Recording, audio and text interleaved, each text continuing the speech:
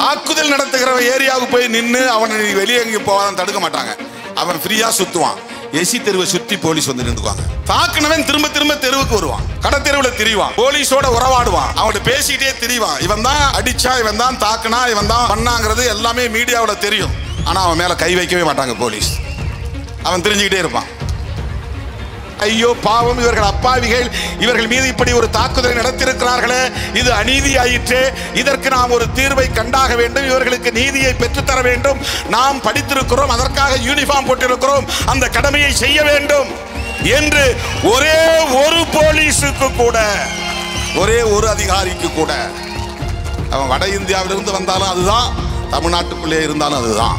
அந்த ஊர்ல எந்த சாதி பெரும்பான்மை சாதியோ அந்த சாதியை சார்ந்த ஒருத்தர் தான் அங்க அதிகாரியா இருப்பார். அவர் ஒரு காலத்திலும் உண்மையை பேச மாட்டார்.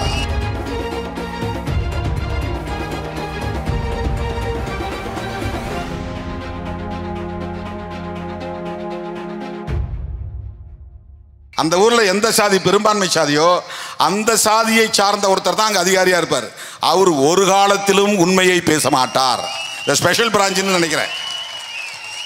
நேரடியா எஸ்பிசிஐடி நேரடியா வந்து இன்டெலிஜென்ஸுக்கு தகவல் கொடுக்குறவங்க, ஐஜி ஆஃபீஸ்க்கு.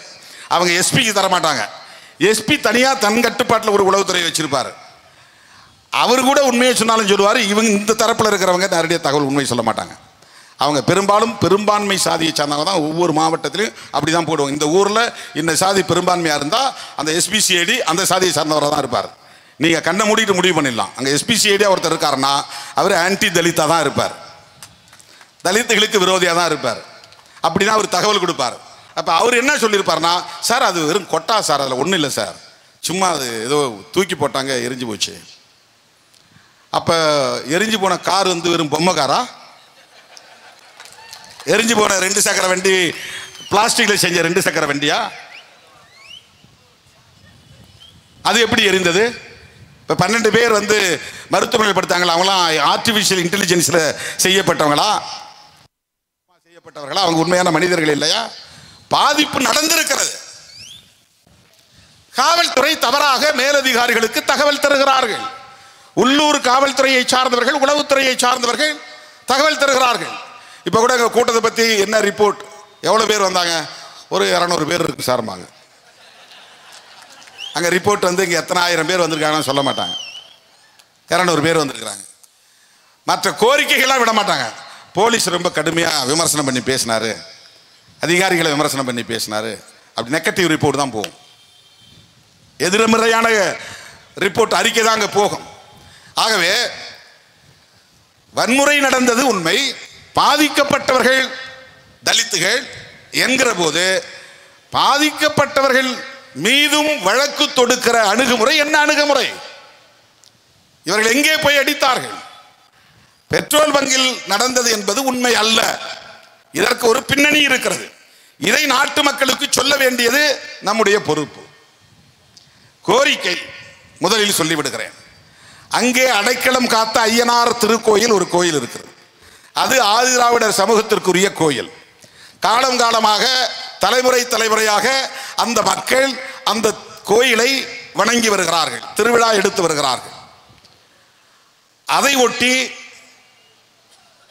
காளி மைதானத்தில் அவ்வப்போது பொங்கல் வைப்பது உண்டு. மொத்தத்தில் 1 ஏக்கர் அளவுக்கு அந்த பொது இடம். அது ஆதிதிராவிடர் சமூகத்தின் நீண்ட காலமான பயன்பாட்டில் இருக்கிற பொது இடம். அது அரசு ஆதிதிராவிட மக்களின் புழக்கத்தில் இருக்கிற இடம். அது பட்டா இடம் இல்லை. எல்லா ஊர்லயும் கோயில் அப்படிதான் இருக்கு. அது இந்து சமய அறநிலையத்துறைக்கு சொந்தமான கோயில் இல்லை. ஆதிதிராவிடர்கள் ஒரு சிறுபான்மை சமூகத்தை சார்ந்தவர்கள் தங்களுக்கு என்று கோயிலை கட்டி வைத்திருக்கிறார்கள். அந்த 200 குடும்பத்திலும் 5 கரை வகையரா இருக்கிறாங்க. அதுல 3 கரையை சார்ந்தவர்கள், அதான் 3 வகையராவை சார்ந்தவர்கள் அடைக்கலம் காத்த ஐயனார் கோயிலை கும்பிடுறாங்க குலதெய்வமா. மற்ற 2 கரையை சார்ந்தவர்கள் தனித்தனியா, ஒருத்தர் நொண்டி ஐயனார், இன்னொன்று ஏதோ ஒரு சாமி, 2 சாமி கும்பிடுறாங்க.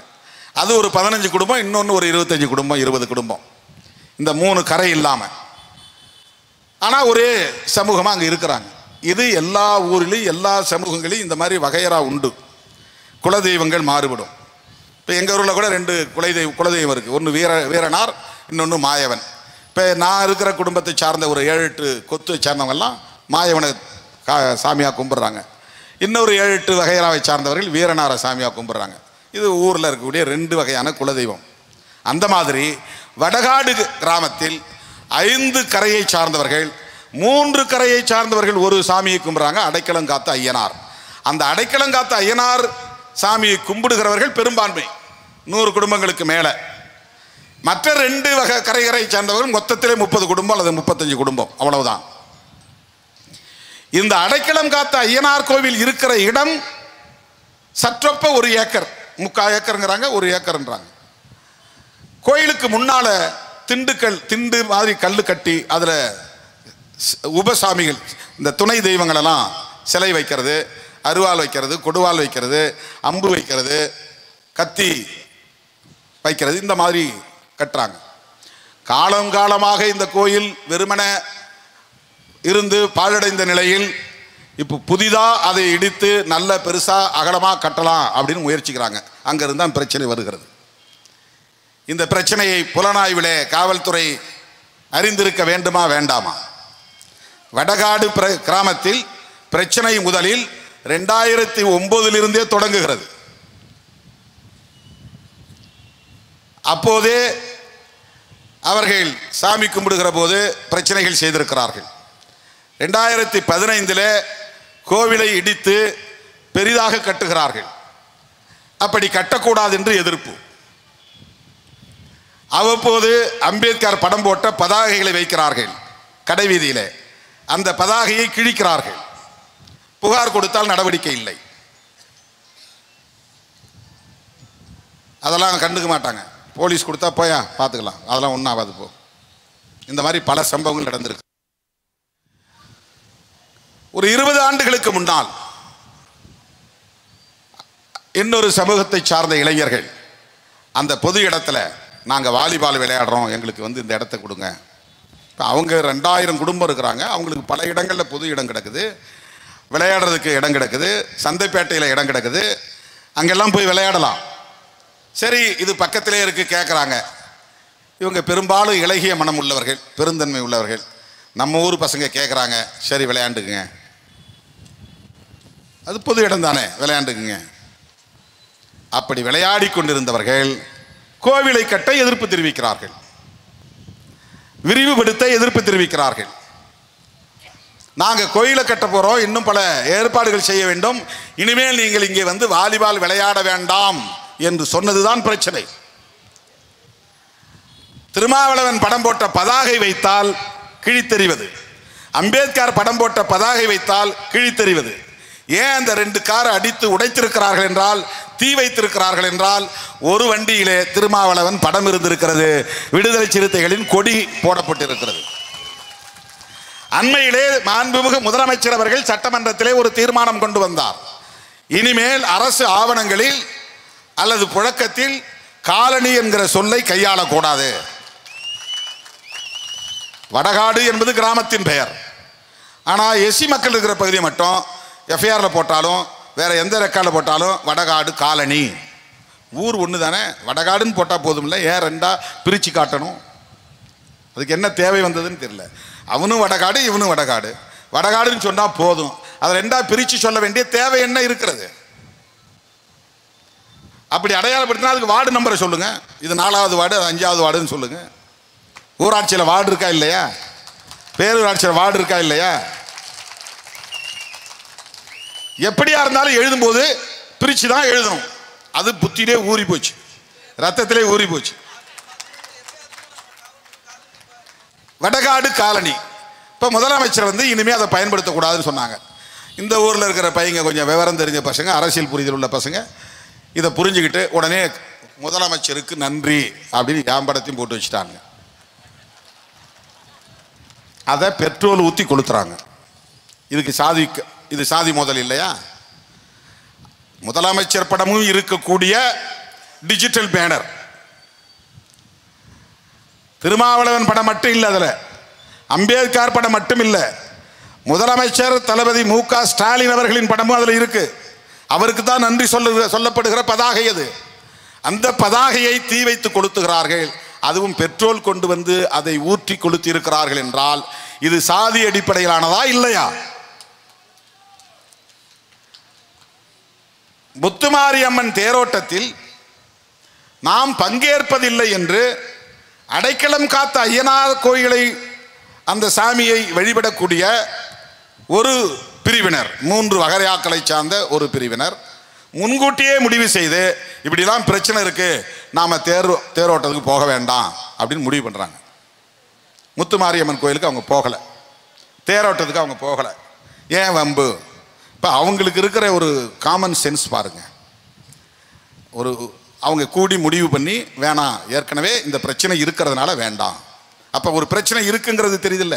எப்படி போலீஸ் அங்கே இல்லைன்றாங்க, சாதி அடிப்படையில் இது நிகழங்கிறாங்க. அந்த சாதாரண மக்களுக்கு அந்த புரிதல் இருக்கிறது. ஏற்கனவே இந்த கோயில் தொடர்பான வழக்கு 2005 வழக்கு போட்டிருக்காங்க. ஏன் வழக்கு போட்டாங்கன்னா அதுக்கு ஒரு பின்னணி இருக்கு. அது பொது இடம் தானேன்னு சொல்லி அந்த இடத்துல காவல் நிலையம் கட்டுறதுக்கு வராங்க. நல்ல மெயின் ரோடு, அந்த பிரதான சாலை ஓரத்தில் அது இடம் இருக்கு. அது எஸ்சி இடமா இருந்தால் அவங்களால அதை பொறுத்துக்க முடியாது. கோவில்பட்டியர்கள் அந்த ஊர் என்ன ஊர் பிரச்சனை? குறிஞ்சாங்குளம். குறிஞ்சாங்குளத்தில் கூட அது ரோட்டோரத்திலே அந்த மக்களுடைய புழக்கம் இருக்கு, கோயிலும் இருக்கு. அதுதான் பிரச்சனை. ஏன்னா மெயின் ரோட்ல இவங்க இருக்கிறதா, உள்ள இருந்தா பிரச்சனை கிடையாது. எஸ்சி தெருன்னா அது உள்ள இருக்கணும், இன்டீரியரா இருக்கணும். பொதுமக்கள் நடமாடுற இடத்துல அது இருக்கக்கூடாது. இவங்க இடம் வாங்கி போட்டிருந்தாங்கன்னா அந்த இடத்துல இந்த மக்கள் குடி இருக்கக்கூடாது, அது வேல்யூ இருக்காதும்பாங்க. உடனே அந்த மக்களை காலி பண்ணாதான் அந்த லேண்டுக்கு வேல்யூ வரும். மெட்ராஸில் நிறைய இடங்கள் அப்படிதான் அப்புறப்படுத்தினாங்க. சிங்கார சென்னைங்கிற பேரில் எஸ்சி மக்களை தான் தூக்கிட்டு வந்து ஒக்கேன் துறைப்பாக்கம் போட்டாங்க. அதுக்கு முக்கிய காரணம் என்ன? சென்னையை அழகுபடுத்துறதுனாக்கா இப்போ எஸ்சி மக்கள் இருந்தால் அது அழகாக இல்லைங்கிறது தான் அர்த்தம். அதுதானே அர்த்தம். அதை விட முக்கியமான லேண்ட் வேல்யூ, அந்த நிலத்தினுடைய மதிப்பீடு எஸ்சி மக்கள் குடியிருந்தால் யாரும் வாங்க மாட்டாங்க, விலை போகாது, விலை குறைச்சலாக இருக்கும். ரொம்ப மெயினான இடத்துல இருந்தால் இவ்வளவு மெயினான இடத்துல இவனுங்க இருக்கிறாங்களே அப்படிங்கிற ஆத்திரம். இப்போ அந்த இடத்துல காவல்துறை காவல் நிலையம் கட்டுவதற்கு வருகிறது. பொது இடம் கட்ட வராங்கன்னு பொதுவாக சொல்லலாம். மேலோட்டமாக பார்த்தா, லாஜிக் படி பார்த்தா கரெக்ட்.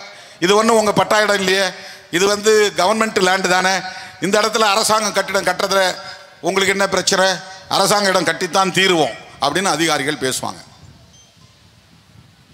இப்போ கள்ளக்குறிச்சி பக்கத்தில் அப்படிதான் 25 வருஷத்துக்கு முன்னாடி பட்டா கொடுத்த இடம் 137 பேருக்கு பிரிதிவி மங்கலம்னு. அதுக்கு பக்கத்தில் கலெக்டர் ஆஃபீஸ் இருக்கிறதுனால அந்த லேண்ட் வேல்யூ கூடி போயிடுச்சு. உடனே அதை காலி பண்ணணும், அங்கே நாங்கள் குவார்டர்ஸ் கட்டணும். ஏன் காலி பண்ணோம்? உங்களுக்கு இடம் கொடுத்து 25 வருஷம் ஆகி யாரும் அங்கே வீடு கட்டலை, அது சமம் இல்லாத பகுதி, கண்ணாபின்னான்னு கிடந்துச்சு, கரடு முரடாக கிடந்துச்சு. அதை பிரித்து கொடுத்தாங்க பட்டா. அதை போய் சமப்படுத்துறதுக்கு இவங்ககிட்ட சக்தி கிடையாது, அளந்து விடவும் இல்லை. இன்னைக்கு லேண்ட் அப்ரிசியேஷன் ஆயிருச்சு, வேல்யூ கூடி போயிருச்சு. உடனே மாவட்ட ஆட்சித்தலைவர் உள்ளிட்ட எல்லாருக்கும் கண்ணை உறுத்துது. இவ்வளவு மெயின் இடத்துல கலெக்டர் ஆஃபீஸ் பக்கத்தில் எஸ்சி குடியிருப்பு இருக்கிறதா, பட்டாலாம் கேன்சல். அதுதான் இங்கே அதே உளவியல் தான்.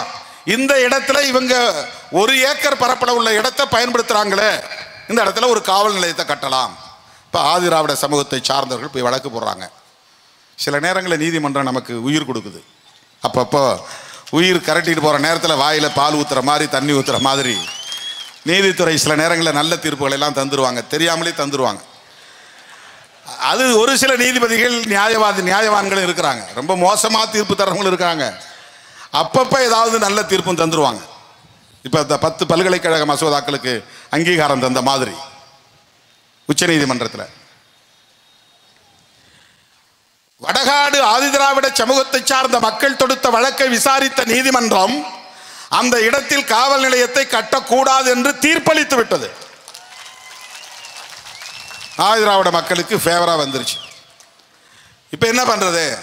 அவங்க மறுபடியும் இந்த இடம் நாங்கள் வாலிபால் விளையாண்டுட்டு இருக்கிற எங்களுக்கு சொந்தமானது, நாங்கள் இத்தனை வருஷமாக பயன்படுத்திட்டு இருக்கிறோம், எங்களுக்கு தான் அதை பிரித்து கொடுக்கணும்.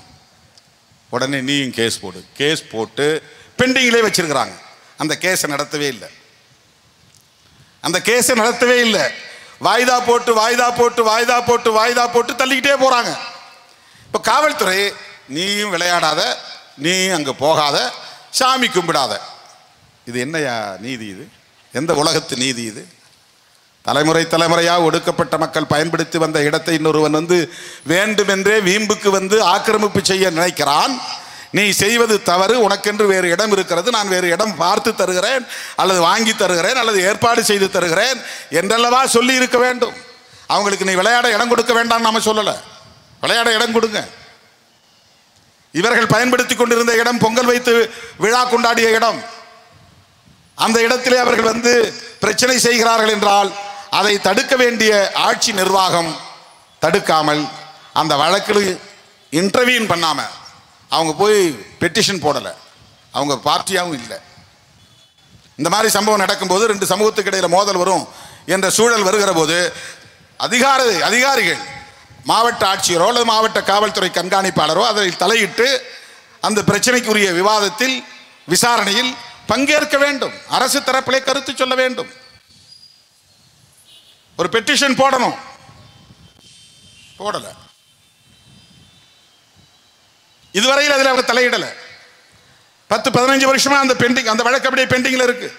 இந்த மக்கள் அதை பயன்படுத்த முடியல, கோயிலை கட்டி முடிக்கல, கும்பாபிஷேகம் கொண்டாட முடியல, சாமி கும்பிட முடியல. அந்த வழக்கு நிலுவையிலே இருப்பதை காரணம் காட்டி ஆதிதிராவிட மக்களையும் அந்த கோவிலில் வழிபாடு செய்யக்கூடாது என்று தடுத்து வைத்திருக்கிறார்கள். அந்த காளி மைதானத்தில் திருவிழா கொண்டாடக்கூடாது என்று தடுத்து வைத்திருக்கிறார்கள். ஒரு முறை கோயிலை போய் சுத்தம் செய்யலான்னு போனால் அவங்க கலவரம் பண்ணுறாங்க, சாலை மறியலில் ஈடுபடுறாங்க. சாலை மறியலில் ஈடுபடும் போது 2 பேரையும் கைது பண்ணி ஸ்டேஷனில் மண்டபத்தில் வச்சு 2 பேரையும் வெளியே விடுறாங்க. இவன் பாட்டுக்கு இவன் சும்மா இருக்கிறான், இவனையும் சேர்த்து கைது பண்ணுறாங்க.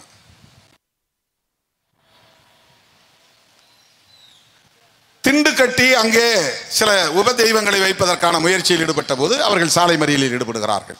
இப்போ இது ஒரு சமூக பதற்றம் உருவாகிறதா இல்லையா?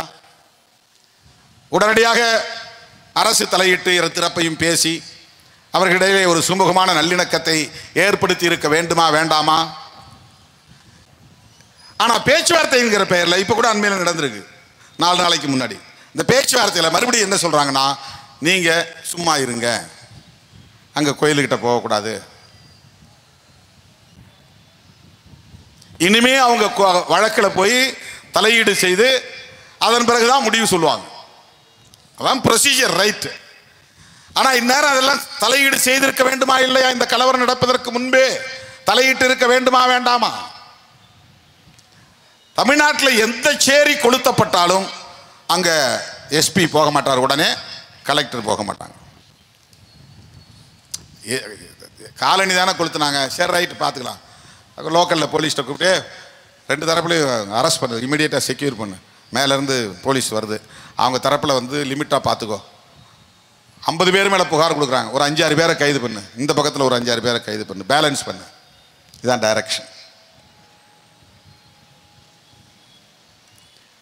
உயர்நீதிமன்றத்தில் ஒருத்தர் போய் பப்ளிக் இன்ட்ரெஸ்ட் லிட்டிகேஷன் போடுறார், சண்முகன் ஒருத்தர். அந்த வழக்கை விசாரித்த நீதிபதி யாரோ ஒரு நல்ல மனுஷன், ஏன் இது வரலாம் கலெக்டர் அங்கே போகல, ஏன் எஸ்பி அங்கே போகல, போய் பார்க்க வேண்டாமா அப்படின்னு கேள்வி எழுப்பின பிறகு அம்மா போயிருக்கிறாங்க, இந்த மாவட்ட ஆட்சித்தலைவர். அது நீதிமன்றம் கேள்வி எழுப்பின பிறகு. நீங்க கடந்த கால வரலாறு எதை வேணாலும் எடுத்து பாருங்க, எத்தனை சேரிகள் தாக்கப்பட்டிருக்கின்றன, எத்தனை சேரிகள் எரிக்கப்பட்டிருக்கின்றன, எத்தனை படுகொலைகள் நிகழ்ந்திருக்கின்றன. மதுரையெல்லாம் நான் உடனே அந்த இடத்துக்கு போய் நிற்பேன், காவல்துறை அதிகாரி நம்மளை தடுப்பாங்க, போகக்கூடாது, நாங்கள் பார்த்துக்குறோம், லா அண்ட் ஆர்டர் வந்துடும், பிரச்சனை வந்துடும், உங்களை வெட்டிடுவாங்க. என்னை போய் மேலவளவு முருகேசன் உடலுக்கு மலர் வளைய வைக்க விடாமல் தடுத்தாங்க மேலூரில். சரி, நான் நிற்கிற இடத்துலேயே மலர் வளைய வச்சுட்டு போகிறேன், இந்த இடத்துலையும் மேலவளவு முருகேசன் காலடிப்பட்ட மண் இருக்குது, இந்த மண்ணிலே நாம் அவனுக்கு வீர வணக்கம் செலுத்துகிறேன்னு மேலூர் கடை வீதியிலேயே காவல் நிலையத்தின் முன்னாலேயே 7 பேருக்கு மலர் வளைய வச்சுட்டு வணக்கம் வச்சுட்டு டிஐஜி கணேசன் ஒருத்தர் இருந்தார். அவர் சார் சுச்சுவேஷன் சரியில்லை, அதனால தான் சொல்கிறேங்க, ஒரு நல்ல மனுஷன், இன்னைக்கு கொஞ்சம் போயிருங்க, எனக்கு பாதுகாப்பு கொடுத்து அந்த இடத்துக்கு அழைச்சிட்டு போகணும், அதுதான் போலீஸுடைய கடமை. பாதிக்கப்பட்டவர்கள் என்னை பார்த்தாங்கன்னா கொஞ்சம் அழுது தீர்த்தாங்கன்னா கொஞ்சம் டிஸ்சார்ஜ் ஆகும். அவங்களுக்கு யார் நாதி, யார் அவங்களுக்கு ஆறுதல் சொல்லுவா? சொல்றது யார் இந்த தமிழ்நாட்டில் இருக்கிறாங்க? எந்த கட்சி இருக்கிறது? அவன் கண்ணீர் வடித்து கொண்டிருக்கிற போது அவன் கண்ணீரை துடைப்பதற்கு எந்த கைகள் நீளும்? எந்த கை நீண்டு இருக்கிறது? அப்ப இவர் வந்து ஒரு இயக்கம் நடத்துறாரு, இவர் வராரு, சரி இவரை அழைச்சிட்டு போகும், நீங்க உட்காருங்க சார், முன்னால பின்னால பாதுகாப்பு போட்டு வாங்க, மேலே வளவு வரேன், அந்த பாடியில் மலர் வளையம் வைங்க, அஞ்சலி செலுத்துங்க, வாங்க மறுபடியும் உங்களை கொண்டாந்து மதுரையில் விடுறேன் அப்படின்னு விட்டுருக்கணும். ஆனால் செய்யல. எக்கச்சக்கமாக போலீஸ் நிற்குது, திரும்பி போன்னு என்னை வந்து மறிக்கிறாங்க. அப்படியே செவர் வச்ச மாதிரி ஆயுதம் தாங்கிய போலீஸ், இந்த ஆயுதப்படை போலீஸ், ஆர்ம்டு போலீஸ் 3-4 வரிசை நிற்கிறாங்க, என்னை மறிச்சு நிற்கிறாங்க, நான் உள்ளே போயிடக்கூடாதுன்னு. 7 பேரை வெட்டி சாய்ச்சிருக்கிறாங்க. அந்த நேரத்தில் கூட ஆட்சித்தலைவர் உடனே அந்த இடத்துக்கு போகல. இதுதான் வடகாட்டிலும் நடந்திருக்கிறது. ஆக நம்முடைய கோரிக்கை வடகாட்டு பிரச்சனையில் அடைக்கலம் காத்த ஐயனார் கோவிலை வழிபடுவதற்கு ஆதிதிராவிட மக்களுக்கு மரபுப்படி அனுமதி வழங்க வேண்டும். அது அவர்களுக்கே உரிய கோயில், நாளைக்கு அதை திறந்து விட வேண்டும். அவர்களின் நீண்டகால புழக்கத்தில் இருக்கிற பகுதியிலே வாலிபால் விளையாடுவோம் என்று ஆக்கிரமிப்பு செய்திருக்கிற அந்த ஆக்கிரமிப்பை அகற்ற வேண்டும். அங்கு வரக்கூடாது, யாரும் வரக்கூடாது, அவர்களுக்கு தடை விதிக்க வேண்டும். மீறி வந்தால் சட்டப்படி நடவடிக்கை எடுக்க வேண்டும். என்ன அவங்கள்ட்ட மட்டும் போய் கெஞ்சுறீங்க, இங்க வந்து மிரட்டுறீங்க? இது என்ன அப்ரோச்? எஸ்சி மக்கள்னா மிரட்டுறது, அவங்கள்ட்ட போனால் ரெக்வஸ்ட் பண்ணுறது, இல்லைங்க நாங்கள் பார்த்துக்குறோம், நாங்கள் பேசிக்கிறோம், கொஞ்சம் கலைஞ்சி போங்க. எஸ்சி மக்கள்னா உடனே லத்தி சார்ஜ், அடிதான். என்ன கலவரம் பண்ணாலும் அவங்க கலவரம் பண்ணால் அப்படியே நின்று வேடிக்கை பார்ப்பாங்க. நீ சாலை மறியல் பண்ணாலே நீ எப்படி பப்ளிக் வந்து டிஸ்டர்ப் பண்ணுற, அடி மண்டே பொழந்து ரத்த கலரி ஆக்கிடுவாங்க. இதெல்லாம் 35 வருஷத்தில் சந்திச்சது. எல்லா களங்களிலும் இது போல ஒரு பயாஸ்ட் அப்ரோச், பியூரோக்ராட்ஸ் உடைய அணுகுமுறை அப்படித்தான் இருந்திருக்கிறது. இப்போ இந்த பிரச்சனை அதுதான். ஆக முதல் கோரிக்கை, அடைக்கலம் காத்த ஐயனார் கோவிலை ஆதிதிராவிடர்கள் பயன்படுத்துவதற்கு அனுமதிக்க வேண்டும், அந்த தடையை விலக்க வேண்டும். அந்த பகுதியில் அந்த புழக்கத்தில் உள்ள இடத்தில் பிறர் செய்கிற ஆக்கிரமிப்பை தடுக்க வேண்டும். அது அவங்களுக்குரிய இடம், யாரும் அங்கே போகக்கூடாது, இதை செய்யணும். இரண்டாவது, இந்த பிரச்சனைகளுக்கெல்லாம் காரணம் என்று காவல்துறையே ஒப்புதல் வாக்குமூலம் தந்திருக்கிற டாஸ்மாக் கடையை அங்கிருந்து முற்றாக அப்புறப்படுத்த வேண்டும். நாங்கள் இதுதானே சொல்றோம், அதுக்கு தானே மது மற்றும் போதை ஒழிப்பு மாநாட்டை நடத்தணும். இந்த தமிழ்நாடு முழுக்க இருக்கிற மதுக்கடைகளை மூடுங்கள். எல்லா சமூகத்தை சார்ந்த இளைஞர்களும் பாழாகிறானே. முத்திரையர் சமூகத்தை சார்ந்த இளைஞரும் குடிச்சிட்டு தானே 2 வீலரில் போய் தகராறு எடுக்கிறான். குடிச்சிருந்தாலும் போதையில் இருந்தாலும் சாதி புத்தி மாறலையே. இதுதான் ஆதிதிராவிடர் தெருன்னு உள்ள போய் அங்கே போய் தகராறு பண்ணுறான். குடிக்கிறதுக்கு அந்த தெருவழியாக தான் போகிறான், குடிச்சிட்டு வரும்போது அந்த தெருவழியாக தான் வரான். இது உண்மையா இல்லையா? இப்போ மறுபடியும் அது பிரச்சனைக்கு இடம் தருமா தராதா? ஆகவே அந்த தெருவில், கடை தெருவில், அதுவும் தலித் தெருவில் கூட அல்ல, பிற சமூகத்தினர் வாழக்கூடிய தெருவை ஒட்டியே அந்த மதுக்கடை இருக்கிறது. 24 மணி நேரத்தில் அந்த மதுக்கடையை அரசு அப்புறப்படுத்த வேண்டும், அதை மூட வேண்டும். இது 3வது கோரிக்கை. 4வது கோரிக்கை, ஆதிதிராவிட மக்கள் மீது போடப்பட்ட பொய் வழக்குகள் அனைத்தையும் திரும்ப பெற வேண்டும். 6 பேர் அரெஸ்ட் பண்ணியிருக்காங்க. 6 பேர்ல 4 பேர் ஸ்டூடெண்ட். காலேஜ் ஒருத்தர் என்ஜினியரிங் முடிச்சிருக்கிறான், காலேஜ் படிச்சிட்டு இருக்கிற பையங்க.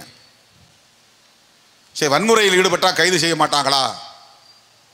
கைது பண்ணுவாங்க. ஆனா அவங்க வன்முறையில் ஈடுபட்டார்களா? தேடி போய் அவர்கள் தெருவுக்குள்ளே புகுந்து வன்முறையில் ஈடுபட்டார்களா? தெருவுக்குள்ள வந்து தாக்குதல் நடத்துகிற போது 4-5 பேரை பிடித்து போலீஸில் ஒப்படைத்திருக்கிறார்கள். பிடிச்ச போது ஒருத்தர் 2 பேர் அடிச்சிருக்கலாம். இரத்த காயம் இருக்கிறதா? கொடுங்காயம் இருக்கிறதா? கொலை முயற்சி நடந்ததா? கொலை செய்யும் நோக்கத்தோடு தாக்குதல் நடத்தினார்களா? அது ஒரு டிஃபென்சிவ் அப்ரோச். அது என் தெருவுக்குள்ள வந்துட்ட, நீ வெளியே போ, போலீஸ் வர வரல உன்னை பிடிச்சி வச்சிருக்கிற. அப்போ 2 பேர் 3 பேர் அடிச்சிருப்பான். ஆனால் காவல்துறை அதையும் சமமாக பார்க்கிற, நீயும் வன்முறையில் ஈடுபட்டாய், தாக்கினாய். மாணவர்கள் என்றும் கூட பாராமல் அவங்க நினைச்சா வேற என்ன ஒரு 4 பேரை பிடிச்சி அதே எஸ்சியிலே தாக்குதல் நடத்தினான்னு நடத்திலே எத்தனையோ பேர் மேலே நீங்கள் போய் வழக்கு போடுறீங்க. அப்படி எஸ்சி தரப்பில் இவெல்லாம் ஸ்டூடெண்ட்ஸ், போய் ஒழுங்காரு, இனிமேல்லாம் இந்த மாதிரி பிரச்சனையில் தலையிடாத, ஒழுங்காக படித்து வாழ்க்கையில் முன்னேறதுக்கு பாரு அப்படின்னு சொல்லிட்டு வேற யாரோ பசங்க கல்லூரிக்கு போகாத பள்ளிக்கு போகாதவங்க அந்த சம்பவத்தில் ஈடுபட்டிருந்தால் அவங்கள அரெஸ்ட் பண்ணி உள்ளே கூட போடட்டும். ஆனால் அதெல்லாம் பார்க்க மாட்டாங்க. அவங்க கேரியர் ஸ்பாயில் ஆனால் கூட அதை பற்றி அவங்களுக்கு கவலை கிடையாது. 6 பேரை உள்ள வச்சிருக்கிறாங்க. ஆகவே ஆதிதிராவிட சமூகத்தை சார்ந்த இளைஞர்கள் மீது மக்கள் மீது போடப்பட்ட வழக்குகளை திரும்ப பெற வேண்டும். இது முக்கியமான கோரிக்கை. அதற்கு அடுத்து இப்போது புலனாய்வு செய்யக்கூடிய காவல்துறை அதிகாரிகளை அந்த இடத்திலிருந்து மாற்ற வேண்டும், அல்லது அந்த வழக்கை அடுத்த நிலையில் இருக்கிற சிபிசிஐடி மாதிரியான புலனாய்வு துறையிடம் ஒப்படைக்க வேண்டும். இந்த காவல்துறை விசாரித்தால், ஏற்கனவே எஸ்பி ஒரு ஸ்டேட்மெண்ட் கொடுத்துட்டாரு, இது பெட்ரோல் பங்கில் நடந்த சண்டை, குடிச்சிட்டு போதையில் இருந்த இளைஞர்கள் மோதிக்கொண்டார்கள், இது சாதிய வன்கொடுமை இல்லை அப்படின்னு சொல்லிட்டார். இதை மீறி எப்படி அவங்க இன்வெஸ்டிகேஷன் நடத்துவாங்க? உயரதிகாரி இப்படி சொன்ன பிறகு ஒரு ப்ரீ கன்சீவ்டு தாட்ஸ், முன்கூட்டியே முடிவு செய்யக்கூடிய சிந்தனைகள், எண்ணம், ஒரு இன்வெஸ்டிகேஷனுக்கு அது ஒரு பெரிய பேரியர், அது ஒரு தடை. அப்படி சொல்லி இருக்க கூடாது. அவர் சொல்லிட்டார். இப்ப அங்க இருக்கக்கூடிய டிஎஸ்பி எஸ்பி சொன்ன ஸ்டேட்மெண்ட்டுக்கு மாறா எப்படி ஒரு ஸ்டேட்மெண்ட் எழுதுவார்? புலனாய்வில் அவருக்கு என்ன விவரம் கிடைத்தாலும், என்ன ஆதாரம் கிடைத்தாலும், எத்தகைய தரவுகள் கிடைத்தாலும், எப்படி எஸ்பி சொன்ன கருத்துக்கு நிலைப்பாட்டுக்கு மாறாக அவர் புலனாய்வு அறிக்கையிலே பதிவு செய்வார்? வழக்கை எப்படி நடத்தி முடிப்பார்?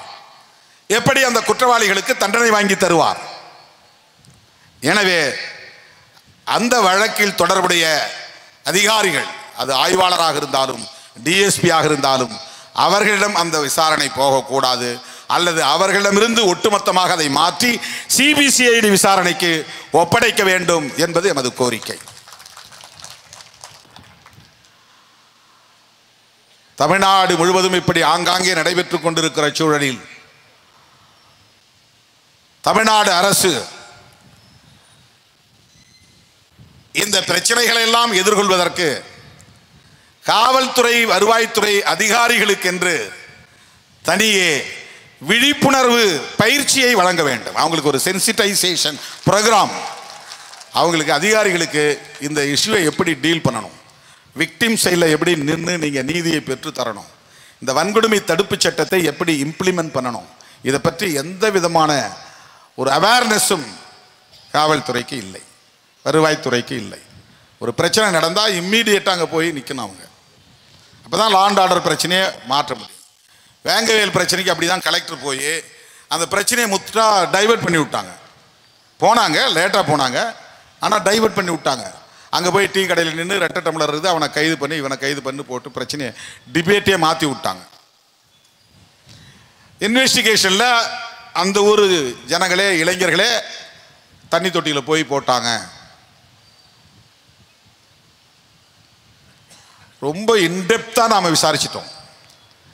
யார் மேலே முரளி உட்பட யார் மேலே இவங்க வழக்கு போட்டிருக்காங்களோ அவங்கள நேரடியாக உட்கார வச்சு கடுமையாகவும் நாம் விசாரித்து பார்த்துட்டோம். எப்படின்னா, நாங்கள் குடிக்கிற தண்ணியில் நாங்களே மலத்தை போடுவோம், இது என்ன உலகத்தில் இல்லாத பெரிய அநீதியாக இருக்கிறது, கொடுமையாக இருக்கிறது.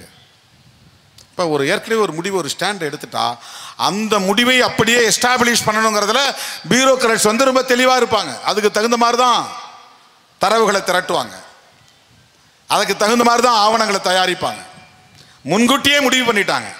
இது அதிமுகவை சார்ந்தவரோ, அதில் பிரச்சனைக்குரியவர் யார் மேலே புகார் சொன்னாங்களோ அவர் திமுக கூட கிடையாது, அதிமுககாரர். ஊராட்சி மன்ற தேர்தல் நடந்த பிரச்சனை, 2 பேருக்கு இடையில ஆதி திராவிடர்கள் 2 தரப்புக்கும் 2 குரூப்பாக இருந்து வேலை செய்கிறாங்க. ஒருத்தர் ஆதரிக்கிறாங்க, ஒருத்தர் எதிர்க்கிறாங்க. அதில் டேங்க் ஆப்ரேட்டரை நியமனம் பண்ணுறதுல பிரச்சனை. இதன் அடிப்படையில் தான் அது நடக்குது. இன்ன நேரம் விசாரிங்கன்னா எசி தரப்புலேயே ஆட்களை பிடிச்சி மறுபடியும் லோக்கல் போலீஸ் அப்படி தான் பண்ணாங்க, சிபிசிஐடி அப்படி தான் பண்ணாங்க. தனி அதிகாரிகள் கையில் ஒப்படைச்சு அதை விசாரிக்க சொல்கிற நிலையில் ஒரே ஸ்டைல் தான் அந்த இன்வெஸ்டிகேஷன் ப்ரொசீஜர் அப்படி தான் போச்சு. முதல்ல சொல்லிட்டாங்க இது எஸ்சி தரப்பில் தான் போட்டாங்க, அதையே எஸ்டாப்ளிஷ் பண்ணுறாங்க. இப்போ இதுதான் வடகாட்டில் நடக்க போகுது. இப்போ ஊர் அடிச்சவங்களை யாரும் இவங்க தண்டிக்க போகிறது கிடையாது,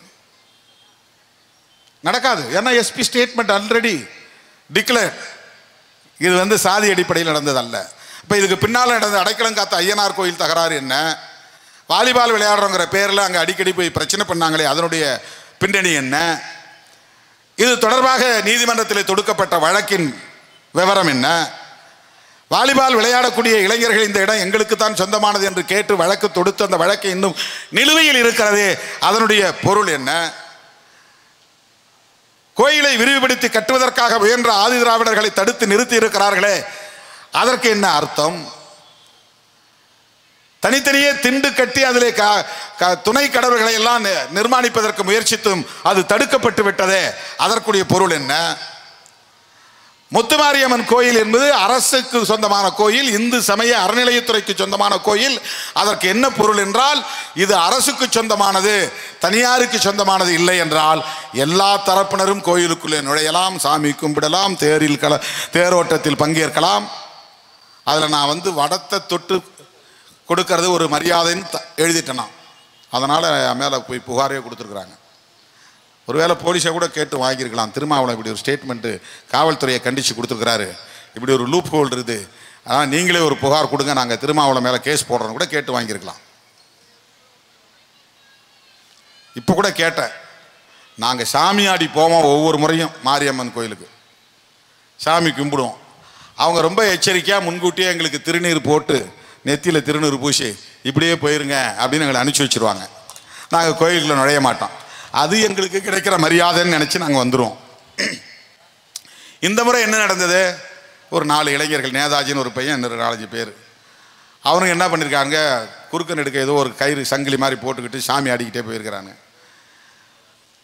அந்த அத்தை மீறிட்டாங்கன்னா இதுக்கு மேலே வரக்கூடாதுன்னு அவங்க ஒரு அத்து போட்டு வைக்கிறாங்க இல்லையா, அதை மீறி உள்ளே போயிட்டானுங்க. உடனே அவனை பிடிச்சி அடித்து நீ எந்த வகையராக இருந்தாலும், ஏன்னா அந்த வகையரா இந்த அடைக்கலம் காத்த ஐயனார் கும்பிட்ற வகையரா இல்லை, உள்ளே போனவன். மற்ற 2 வகையரா இருக்கான் பாருங்க கரை, அதில் 4 பேர் உள்ளே போயிருக்கிறான். அப்போ அவன் என்ன நினச்சி போனான்னா, நாம் தான் எதிர்க்கலையே அவங்க தானே எதிர்க்கிறாங்க, நம்மளை விட்டுருவாங்கன்னு நினச்சி போயிருக்கிறான். டேய் நீ எந்த கரையாக இருந்தாலும் வகையராக இருந்தாலும் சாதியில் பறையும் தானே, உள்ள நுழையாத அப்படின்னு அடிக்கிறான், விரட்டுறான். அது அவனுக்கு அப்போ தான் புரிஞ்சிருக்கு, ஓ நம்ம ஊருக்குள்ளே தான் 2ஆக இருக்கிறோம், அவனை பொறுத்தவரையும் நம்மளை ஒன்றா தான் பார்க்குறான், ஒரே ஆளாக தான் பார்க்குறான் அப்படின்ட்டு வாயை மூடிட்டு வந்துட்டான் வெளியில். வந்த பிறகு தான் 300 பேர் உள்ளே பூந்து அடிக்கிறான்.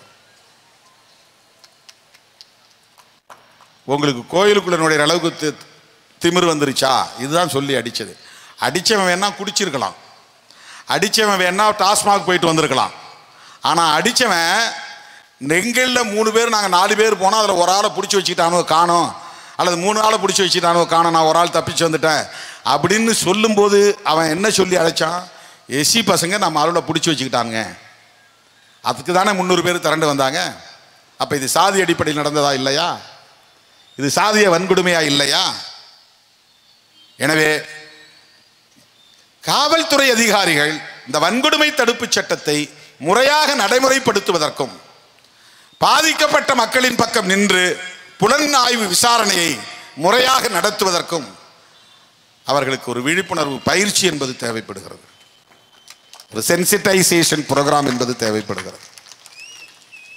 மாண்புமிகு முதல்வருக்கு இதை நாங்கள் ஒரு வேண்டுகோளாக இந்த மாபெரும் ஆர்ப்பாட்டத்தின் ஊடாக நாங்கள் முன்வைக்க விரும்புகிறோம். அங்க இருக்கக்கூடிய 6000 வாக்காளர்களும் தலித்துகளுக்கு எதிரி அல்ல, அங்க இருக்கக்கூடிய 2000 குடும்பத்தை சார்ந்த முத்திரையர்களும் தலித்துகளை எதிர்க்கக்கூடியவர்கள் அல்ல. 4 பேர் 5 பேர் சாதி அடிப்படையில் இயங்கக்கூடியவர்கள், ஏதாவது ஒரு சாதி சங்கத்தில் இருப்பான், இல்லைன்னா ஏதாவது ஒரு கட்சியில் இருப்பான். இவர்கள் பண்ணுகிற பிரச்சனை தான். நாங்கள் ஒட்டுமொத்த முத்திரையர் சமூகமே தலித்துகளுக்கு எதிரி என்று சொல்லுவதற்காக வரவில்லை. ஆனால் பெரும்பான்மையை பயன்படுத்தி தலித்துகளை ஆதி திராவிடர்களை அடக்கி ஒடுக்க வேண்டும் என்று முனைகிற, முயற்சிக்கிற, ஈடுபடுகிற, வன்முறையை தூண்டுகிற, வன்முறையில் ஈடுபடுகிற அந்த குறிப்பிட்ட சிலர் யார், அவர்களை மட்டும் அடையாளம் கண்டு அவர்கள் மீது உரிய நடவடிக்கையை, சட்டப்பூர்வமான நடவடிக்கையை எடுங்கள். சமூக நல்லிணக்கம் தான் சிறுத்தைகளின் வேட்கை. சாதி அடிப்படையில் மோதிக்கொள்ள கூடாது, சமூக நல்லிணக்கமே தேவை. இந்த சமூகத்தில் இருக்கிற எத்தனையோ தோழர்கள் விடுதலை சிறுத்தைகள் கட்சியிலே இருக்கிறார்கள். சில சமூக இயக்க தலைவர்கள் நம்மோடு நட்பில் தான் இருக்கிறார்கள், நண்பர்களாகத்தான் இருக்கிறார்கள். சில அரசியல் புரிதல் உள்ளவர்கள் இவ்வளவு காலம் இந்த பகுதியிலே இப்படி எல்லாம் எதுவும் நடந்ததில்லை, இனி நடக்கவும் கூடாது, நீங்கள் எல்லாம் சமூக நல்லிணக்கத்திற்கு துணையாய் இருங்கள் என்று தொலைபேசியிலே பேசுகிறார்கள். விடுதலை சிறுத்தைகளை பொறுத்தவரையில் ஒட்டுமொத்த சமூகமே தலித்துகளுக்கு எதிராக இருக்கிறது என்று நாங்கள் சொல்லவில்லை. எந்த சமூகமாக இருந்தாலும் அதில் வன்முறையில் ஈடுபடக்கூடியவர்கள், அரசியல் ஆதாயத்திற்காக செயல்படக்கூடியவர்கள் சிலர் இருக்கிறார்கள். இப்போ வட மாவட்டங்களில் வன்னியர் சமூகம்னா ஒட்டுமொத்த வன்னியர் சமூகமும் ஆதி திராவிடர்களை தாக்குவதில்லை. அரசியல் ஆதாயத்திற்காக அந்த சாதிய உணர்வை தமக்கு ஆதாயத்திற்கு பயன்படுத்துகிற பாமகவை நாங்கள் விமர்சிக்கிறோம். அதனால்தான் அது இடம்பெறுகிற கட்சி கூட்டணி நாங்கள் இடம்பெற மாட்டோம் என்று சொல்லுகிறோம். பாமகவை எதிர்ப்பதால் வன்னியர்களை எதிர்ப்பதாக பொருள் ஆகாது. பாமகவை விமர்சிப்பதால் ஒட்டுமொத்த வன்னியர்களையும் நாங்கள் விமர்சிப்பதாக பொருளாகாது. வன்னியர் சமூகத்திற்கு பாடுபடவும் விடுதலை சிறுத்தைகள் களத்தில் நிற்கிறோம், கைகோர்த்து நிற்கிறோம். முத்தரையர் சமூகத்தின் ஜனநாயக உரிமைகளுக்காக விடுதலை சிறுத்தைகளும் குரல் கொடுக்கும், போராடும். இப்ப ஓபிசியில தானே வராங்க அவங்க. ஓபிசியினுடைய கோரிக்கைகளுக்காக எத்தனை இடங்களிலே விடுதலை சிறுத்தைகள் போராடி இருக்கிறோம். நாடாளுமன்றத்திலே குரல் எழுப்பி இருக்கிறோம். கல்வி வேலை வாய்ப்பிலே இடஒதுக்கீடு பெறுவதற்கு ஒரு வருமான வரம்பு இருந்தது. வெறும் 2.5 லட்சம் ரூபாய் ஆண்டு வருமானம் இருந்தால், அதுக்கு மேலே இருந்தால் அவங்க பிள்ளைகளுக்கு ஸ்காலர்ஷிப் கிடையாது, அட்மிஷன் கிடையாது, இடஒதுக்கீடு கிடையாது. இந்த நிலை இருந்தது. எந்த ஓபிசி தலைவரும் அதை கண்டுபிடிக்கவும் இல்லை, அதற்காக குரல் கொடுக்கவும் இல்லை. அதை கண்டுபிடித்து முதலிலே மன்மோகன் சிங்கிடம் போய் மனு கொடுத்தவன் திருமாவளவன். 2.5 லட்சம் ரூபாய் ஆண்டு வருமானம். சாதாரண ஒரு ஆஃபீஸ் அசிஸ்டன்ட், ஒரு பியூன், ஒரு சத்துணவு வேலை செய்கிறவன் வருஷத்துக்கு 2.5 லட்சம் ரூபா சம்பளம் வந்துடும் வருமானம். ஆனால் 2.5 லட்சம் ரூபா சம்பளம் வர்றதுனால அவன் பிள்ளை எந்த அனுபவத்தையும் பயனையும் அனுபவிக்க முடியாது. அரசு தருகிற எந்த சலுகையும் பயன்பெற முடியாது. அதனால வருமான வரம்பை உயர்த்துங்க, 8 லட்சமாக உயர்த்துங்க. 8 லட்சம் ஆண்டுக்கு வருமானம் வந்தாலும் அவன் வீட்டு பிள்ளைக்கு இடஒதுக்கீடு கிடைக்கணும், ஸ்காலர்ஷிப் கிடைக்கணும் என்று சொன்ன இயக்கம் மன்மோகன் சிங்கிடம் போய் கடிதம் கொடுத்தவன் திருமாவளவன், விடுதலை சிறுத்தைகள் கட்சி. ஓபிசிக்கு எதிரானவர்கள் இல்லை. திருமாவளவன் கொடுத்த மனுவை ஏற்றுக்கொண்ட மன்மோகன் சிங் பிரதமர் அவர்கள் அதன் பிறகு அந்த வருமான வரம்பை 4.5 லட்சமாக உயர்த்தினார். அதனால் இன்னைக்கு லட்சக்கணக்கான ஓபிசி குடும்பங்களை சார்ந்த பிள்ளைகள் பயன்பெறுகிறார்கள். அதே மாதிரி மருத்துவ கல்வி படிக்கிறதுல ஆல் இண்டியா கோட்டான்னு ஒரு கோட்டா இருக்கு. ஆல் இண்டியா கோட்டானா என்னன்னா, ஒரு மெடிக்கல் காலேஜில் 100 இடம் இருக்கு. அந்த 100 இடத்துல 15 இடத்தை டெல்லி அரசாங்கத்துக்கு கொடுத்துடணும். அந்த 15 சீட்டில் அவங்க பார்த்து முடிவு பண்ணி இந்தியா முழுக்க இருக்கக்கூடிய மத்திய அரசாங்கத்தில் வேலை செய்யக்கூடிய குடும்பங்களை சார்ந்த பிள்ளைகளுக்கு மருத்துவம் படிக்கிற வாய்ப்பை தருவாங்க 15 சீட்டில். அதில் SC STக்கு கோட்டா உண்டு. அதிலே கவர்மெண்ட் எம்ப்ளாயாக இருக்கிற சென்ட்ரல் கவர்மெண்ட் எம்ப்ளாயீஸ், மத்திய அரசு ஊழியர்கள் இருப்பாங்க இல்லையா, டெலிஃபோன்ஸில் வேலை செய்வாங்க, பேங்கில் வேலை செய்வாங்க, ரயில்வேயில் வேலை செய்வாங்க. இந்த மாதிரி சென்ட்ரல் கவர்மெண்ட் அலுவலகங்களை பணியாற்றக்கூடியவர்கள் பிள்ளைகள் இங்கேருந்து குஜராத்தில் போய் வேலை செய்வான், டெல்லியில் போய் வேலை செய்வான். இப்போ அவன் வீட்டு பிள்ளைகள் மெடிக்கல் படிக்கணும். அதுக்கு ஒவ்வொரு ஸ்டேட் கவர்மெண்ட்லேயும் ஒவ்வொரு மருத்துவக் கல்லூரியிலிருந்தும் மொத்த இடங்களில் 15 இடத்த எங்கள்கிட்ட கொடுத்துருங்க, இதை நாங்கள் பயன்படுத்தணும். எங்கள் கவர்மெண்ட்டில் வேலை செய்யக்கூடிய பிள்ளைகளுக்கு நாங்கள் இடஒதுக்கீடு தந்து அதிலே நிரப்புவோம். அதுதான் ஆல் இண்டியா கோட்டா. அந்த 15%ல் SC ST மக்களுக்கு 22% இடத்தை SC ST மக்களுக்கு கோட்டா அடிப்படையில் ஒதுக்குனாங்க. ஓபிசிக்கு அதில் இடஒதுக்கீடு இல்லை. அதை கண்டுபிடித்த இயக்கம் விடுதலை சிறுத்தைகள் கட்சி. அதற்காக போராட்டம் நடத்திய இயக்கம் விடுதலை சிறுத்தைகள் கட்சி. அதன் பிறகு அந்த கோட்டாவில் இடம் கேட்டு விடுதலை சிறுத்தைகள் உச்ச நீதிமன்றத்தில் வழக்கு தொடுத்தோம். திமுகவும் அதுக்கு பிறகு வழக்கு தொடுத்தாங்க. இப்போ சுப்ரீம் கோர்ட் ஆர்டர் போட்டு ஓபிசிக்கு ஆல் இண்டியா கோட்டாவில் இடஒதுக்கீடு கிடைத்திருக்கிறது. இதை முன்னெடுத்த இயக்கம் விடுதலை சிறுத்தைகள் கட்சி. முத்தரையர் உட்பட அனைவரும் அதிலே பயன்பெறக்கூடிய ஒரு வாய்ப்பை இன்றைக்கு நாம் ஏற்படுத்தி தந்திருக்கிறோம். பல சமூகங்களை சார்ந்த பெண்கள் பாதிக்கப்படுகிறார்கள். அதற்காக நாம் போராடி இருக்கிறோம். ஒரு நாளும் விடுதலை சிறுத்தைகள் கட்சி தலித் அல்லாத பிற சமூகங்களை எதிரியாக பார்த்ததில்லை. எதிராக நிறுத்தியதில்லை. வடகாடி சம்பவத்தில் ஈடுபட்டவர்கள் சிலர், குறிப்பிட்ட சிலர், 2000 குடும்பங்களுக்கு கிடையாது. எல்லோருக்கும் அப்படி ஒரு எதிர்ப்பு மனோநிலை இருக்கிறது என்று சொல்ல மாட்டோம். ஜனநாயக சக்திகள் உண்டு, மனிதநேயம் உள்ளவர்கள் உண்டு, சமூக நல்லிணக்கத்தை விரும்புகிறவர்கள் உண்டு. காவல்துறையிலும் அப்படி நல்ல அதிகாரிகள் உண்டு, வருவாய்த்துறையிலும் அப்படி நல்ல அதிகாரிகள் உண்டு, நீதித்துறையிலும் அப்படி நல்ல அதிகாரி. ஆனால் சாதியவாதத்தோடு செயல்படக்கூடியவர்களைத்தான் நாம் விமர்சிக்கிறோம், கண்டிக்கிறோம். எனவே வடகாடி சம்பவம் 2 குடிபோதையில் இருந்த தரப்பினருக்கு இடையிலே நடந்த மோதல் அல்ல.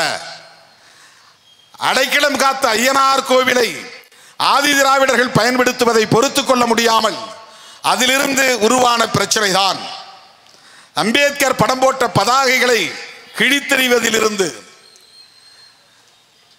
தீ வைத்து கொளுத்தியதிலிருந்து இந்த பிரச்சனை மெல்ல மெல்ல முற்றியது. அதனுடைய விளைவாகத்தான் முத்துமாரியம்மன் தேரோட்டத்தின் போது அந்த தெருவுக்குள்ளே புகுந்து தாக்குதல் நடத்தியிருக்கிறார்கள். எனவே காவல்துறை முறையாக இதை விசாரித்து உரிய நடவடிக்கை எடுக்க வேண்டும். பாதிக்கப்பட்ட மக்களுக்கு நீதி வழங்க வேண்டும். அதற்கு தமிழ்நாடு அரசு, காவல்துறை, குறிப்பாக மாண்புமிகு முதலமைச்சர் அவர்கள் நேரடியாக இதிலே தலையிட வேண்டும். இந்த காவல்துறையின் புலன் விசாரணையில் இருந்து மாற்றி நடுநிலையோடு விசாரிக்கக்கூடிய அதிகாரிகளை நியமித்து சிபிசிஐடி விசாரணைக்கு ஆணையிட வேண்டும் என்பதை சொல்லி, தலித்துகள் மீதே போடப்பட்ட வழக்குகளை உடனடியாக திரும்ப பெற வேண்டும் என்பதை வலியுறுத்தி, அடைக்கலம் காத்த ஐயனார் கோவிலை வழிபடுவதற்கு ஆதிதிராவிட மக்களுக்கு அனுமதியை உடனடியாக வழங்க வேண்டும் என்று வலியுறுத்தி, சமூக நல்லிணக்கத்தை பேணுவதற்குரிய அனைத்து நடவடிக்கைகளையும் மேற்கொள்ள வேண்டும் என்று இந்த கூட்டத்தில் என் அழைப்பை ஏற்று வருகை தந்த என் உயிரின் உயிரான விடுதலை சிறுத்தைகள் அனைவரும் பாதுகாப்பாக வீடு திரும்ப வேண்டும் என்று வேண்டுகோள் விடுத்து, 31ஆம் தேதி திருச்சிராப்பள்ளியில் நடைபெறுவதாக இருந்த மாபெரும் பேரணி ஜூன் 14ஆம் தேதி நடைபெறுவதாக அறிவிக்கப்பட்டிருக்கிறது. நாடே திரும்பி பார்க்கக்கூடிய வகையில் அந்த பேரணி அமைய வேண்டும். அதற்கு ஏற்ப இப்போதைய பணிகளை தீவிரப்படுத்த வேண்டும் என்று கேட்டு விடைபெறுகிறேன். நன்றி, வணக்கம். ஜெய் பீம்.